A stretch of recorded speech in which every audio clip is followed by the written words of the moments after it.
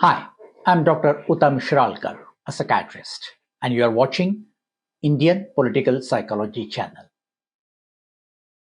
The title gives the impression that I will disclose some inside information about someone from India who is connected to the incident. It is partially correct. I will reveal inside information, but it is not the conventional inside information. It is the information inside the head. It is about psychological information of the assassin Thomas Crooks, who was killed. I will also show the similarity between him and an Indian politician. An Indian connection in the title is for that reason. To be precise, it is not a connection but an analogy. As you know, the analogy compares two different things based on the similarity of some aspects. In this case, the analogy is between the assassination attempt and the recent elections in India. The politics we saw in America around this incident is similar to Indian politics. Various conspiracy theories about who is behind the shooting, the failure of government agencies, and the politics of a blame game is all too familiar in India as well. One of the questions raised is, what if this happens to Prime Minister Modi? Although it is a hypothetical question, I started thinking about it. When I came across Thomas Crooks' psychological profile, I was surprised when his personality profile reminded me of Rahul Gandhi. Being a psychiatrist, I have been observing Rahul Gandhi and other politicians from a psychological angle. The similarities between Trump's assassin and Rahul Gandhi changed my approach towards the entire saga. The hypothetical question, what if this happens to Prime Minister Modi, changed to a realistic possibility. What if this had happened to Modi? I know there wasn't any attempt to assassinate Modi in the recent election.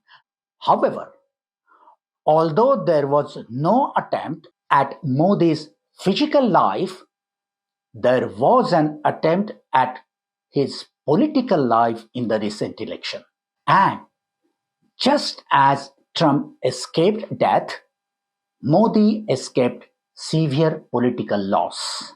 The analogy comes closer once you see the personality of Trump assassin and Rahul Gandhi. I want to make one clarification. I am not here to create conspiracy theories or to give my clinical opinion. I'm simply talking about analogy, comparing two different things where there are some similarities. Let's start by comparing the two personalities by a basic biological fact: age-appropriate behavior.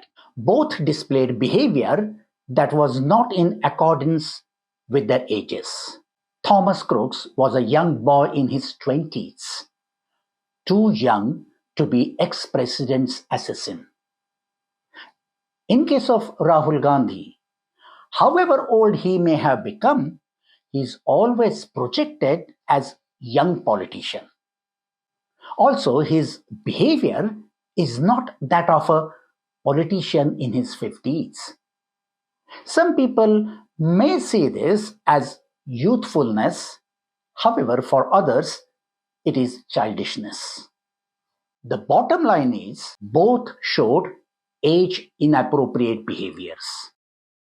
When we build a psychological profile, information about person's interest are very important. Thomas Crooks liked video games, chess, and shooting. You may not believe it, but Rahul Gandhi's interests are the same: video games, chess, and shooting. You may think it can be a random coincidence, but wait until you see the final picture once all the dots are connected. Rahul Gandhi's love for video games is often talking point in political circles. He was even caught on camera playing a game on his phone in Parliament while President of India was giving the speech. Now, see his interest in chess. The first time I played chess was when I was 7 years old, and this person taught me chess. They just taught me the rules, and then I played the game with them, and then the first time I played, I beat them, and they got really angry with me because I beat them. Rahul Gandhi was interested and has excellent skills in shooting.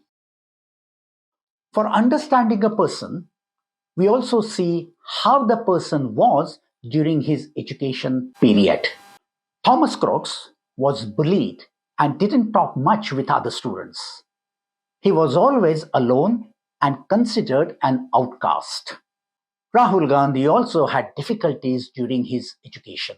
But let's not talk about the school days for various reasons. Let's see how other politicians are treating him now. In this video, you will see Lalu Yadav making fun of Rahul Gandhi in presence of other politicians and media on a very personal and delicate matter of Rahul Gandhi not getting married.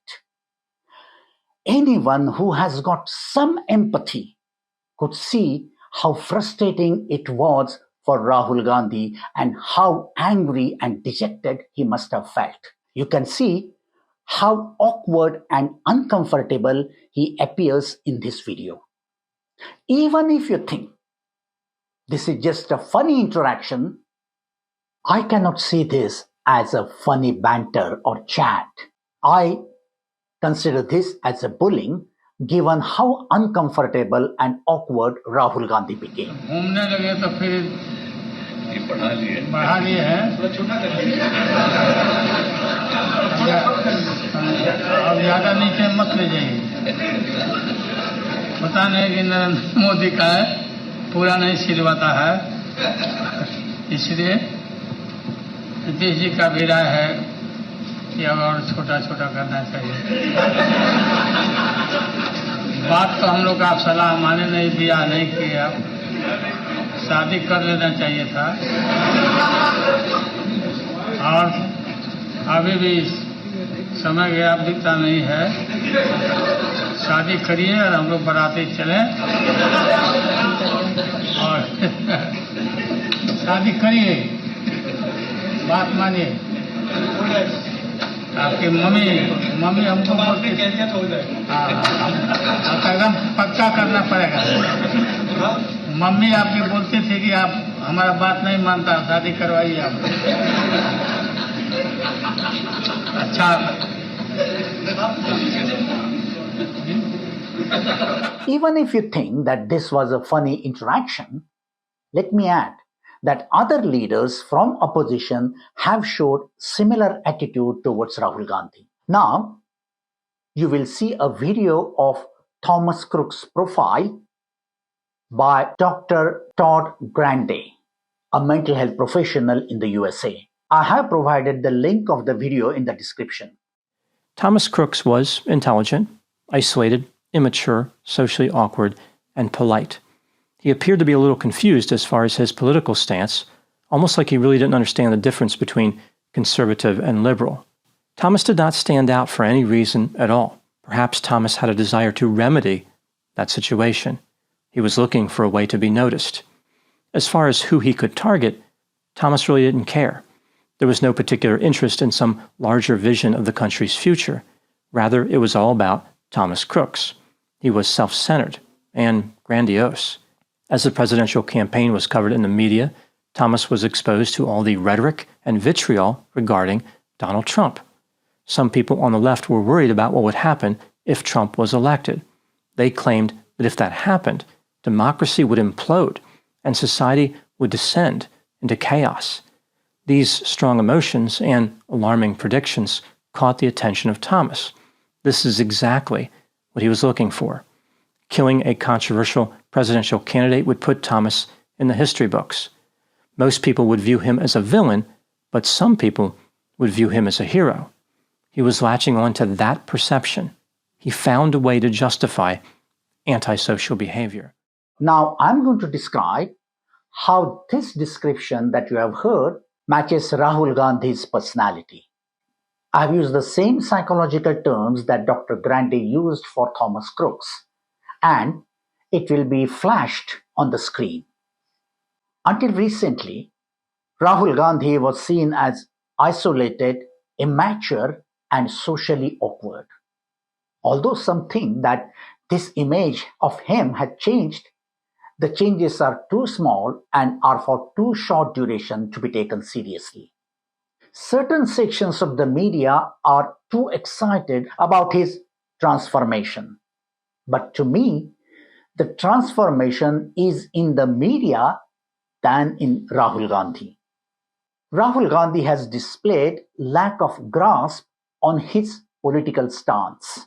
Sometimes he peddled soft Hindutva, at other times he said that Muslim League is a secular party. Congress leaders who have worked with him say that people with extreme leftist ideologies have surrounded him, and they influenced him to the extent that he didn't understand the difference between Congress party and left parties. Rahul Gandhi did not stand out as a political leader before this election. He wanted to remedy that situation and found a way to be seen as a serious politician. But he did not display some larger positive vision of a country's future. Instead, it was all about bringing Modi down. As the media covered the campaign, Rahul Gandhi created a rhetoric and narrative regarding Modi. Opposition parties and certain influencers created a panic about what could happen if Modi is re-elected. They claimed that if that happened, Indian democracy would implode and society would descend into chaos. These strong emotions and alarming predictions got the attention. This is precisely what Rahul Gandhi was looking for. Politically harming a popular prime minister would put Rahul Gandhi in the spotlight. Some people would see him as a villain, but others would look at him as a hero. He was latching on this perception. He found a way to justify false narratives. Nowadays, he displays self-centeredness and grandiosity. After watching this video thus far, you might be thinking that how this analogy can stand when we know that Thomas Crook is dead and Rahul Gandhi is politically alive and kicking. For that to understand, please wait till my next video. Till then, please comment and share this video and click like icon if you liked it. Thanks for watching.